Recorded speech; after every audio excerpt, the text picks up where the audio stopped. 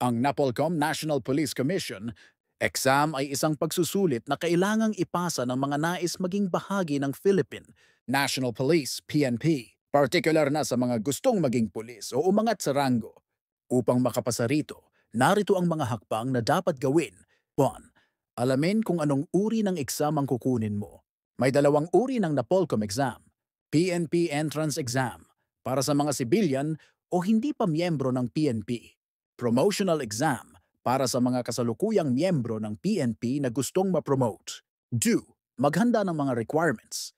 Para sa PNP Entrance Exam, birth certificate, PSA NSO, valid ID, e.g. government-issued ID, diploma o transcript, college graduate dapat, passport size photo, may required background at name tag.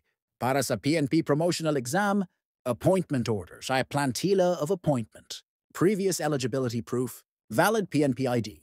3. Mag-apply online. Bumisita sa NAPOLCOM Online Registration Information System, NORIS. Maghintay ng confirmation email at testing schedule. 4.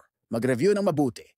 Mga saklaw ng exam, general information, constitution, history, current events, PNP-related laws, verbal reasoning, vocabulary, grammar, reading comprehension, logical reasoning, quantitative reasoning, math, word problems, values, ethical questions, tips, gumamit ng reviewer na specific sa NAPOLCOM exam, mag-download ng PDF reviewers online, or bumili ng physical copies, sumali sa Facebook groups or forums na may review tips, gumamit ng study schedule, at mag-practice exam regularly.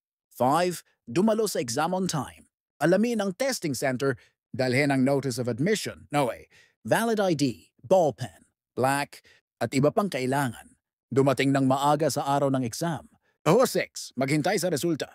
Yung results ay ina-announce sa NAPOLCOM website at karaniwang lumalabas 2 to 3 months pagkatapos ng exam. Kung pumasa, maaari nang simula ng application para sa PNP recruitment.